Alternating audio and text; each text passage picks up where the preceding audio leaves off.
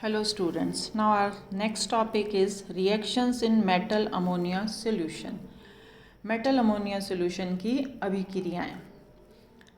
Liquid ammonia और water में एक बहुत ही महत्वपूर्ण डिफरेंस यह है कि बेरिलियम के अतिरिक्त सभी क्षार तथा क्षारीय मृदा धातुएं अमोनिया में बिना किसी स्पष्ट रासायनिक रिएक्शंस के घुल जाती हैं, जबकि जल से वाटर से धातुओं की ऐसी कोई रिएक्शन नहीं होती है।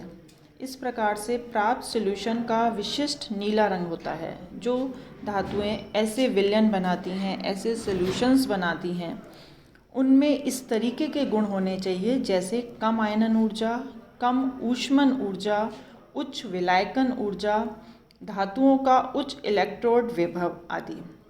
धातु अमोनिया विलयनों के मुख्य फिज़िकल प्रॉपर्टीज़, मुख्य जो भौतिक गुण होते हैं वो इस तरीके से हैं। इनको हम डिस्कस करते हैं। चाहे कोई सा भी मेटल घोला जाए, डाइल्यूट सॉल्यूशन का एक सा ही नीला रंग और अवशोषण स्पेक्ट्रम होता है। ये सॉल्यूशन बहुत ही अच्छे विद्युत अपघटनी चालक हैं। इलेक्ट्रोलिटिक कंडक्टेंस इसमें रहता है। कंसनट्रेटेड सॉल्यूशन का रंग कांस्य जैसा होता है और चालकता धातु के जैसी ही होती है, उसकी कंडक्टेंस मेटल जैसी ही होती है। डाइल्यूट सॉल्यूशंस पैरामैग्नेटिक होते हैं, जो अनपेयर्ड इलेक्ट्रॉन्स की प्रेजेंस को शो करते हैं।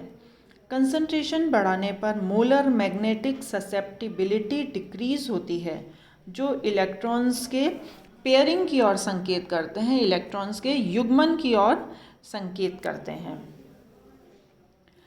विभिन्न विलयनों की कंडक्टेंस मेजर करने पर पता चलता है कि कोई भी मेटल घोला जाए, कोई भी धातु घोली जाए, सब में एक से ही नेगेटिवली चार्ज्ड कण पाए जाते हैं। नेक्स्ट प्रॉपर्टी है फिजिकल प्रॉपर्टी कि जब क्षार धातु के अमोनिया में विलयनों को इवेपोरेट किया जाता है, क्षार धातु के अमोनीकृत सॉल्यूशंस को जब इवेपोरेट किया जाता है तो मुक्त धातु, मुक्त मेटल वापस से प्राप्त हो जाता है। उसको इवेपोरेट करके हम रीअकर कर सकते हैं मेटल्स को। ये सॉल्यूशंस बहुत ही स्टेबल होते हैं। शुद्ध पदार्थों का प्रयोग करके और ठंडे स्थानों पर रखकर विलयनों को अधिक समय तक रखा जा सकता है। इसी तरीके से जो मेटल अमोनिया सॉल्यूशंस हैं, they have ammoniated electrons which act as reducing agent for the substance dissolved in liquid ammonia. Some reactions are as follows, जो कि हम इसमें शो भी कर रहे हैं। Reactions of non-metals. If the non-metal reacts with metal ammonia solution, then by direct combination reduction produce the following reaction, products are obtained. इस तरीके से ये रिएक्शन हो रही है मेटल अमोनिया की ऑक्सीजन के साथ। Next reaction, blue coloured metal ammonia solution quickly become colourless by reduction with ammonia salts और एसिड्स। इसको हम यहाँ शो कर रहे हैं अमोनिया के साथ। Next property, many organic compounds are reduced in metal ammonia solution. For example, propine लिया है हमने। propine in presence of metal ammonia solution give rise to propene. propene में देखिए इसका रिडक्शन हो गया, प्रोपाइन से कन्वर्ट हो गया ये in presence of metal ammonia solution propene में। Next property, next reaction, reduction of metals into metal complexes. ये दोनों रिएक्शंस ये शो की हैं। Now come to the next topic, advantages of using liquid ammonia as solvent. One of the greatest advantage of liquid ammonia as a solvent is that it dissolve alkali metal and alkaline earth metal without reacting with them.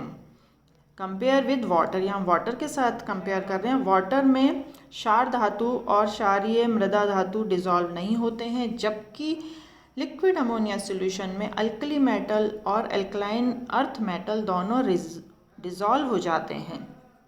The dissolve alkali metal can be recovered by evaporating the solvent. Dissolve alkali metal को फिर से evaporate करके recover किया जा सकता है. Second advantage जो है, liquid ammonia has a lesser tendency than water to undergo solvolysis reactions with dissolved solutes. ये इसकी सेकेंड एडवांटेज है.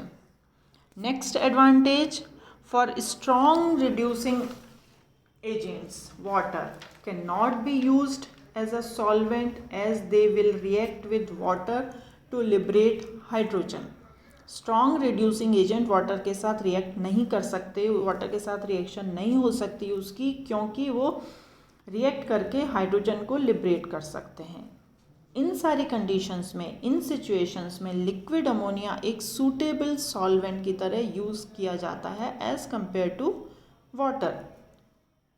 Next advantage, it can precipitate salts like barium chloride, silver fluoride etc. which are soluble in water.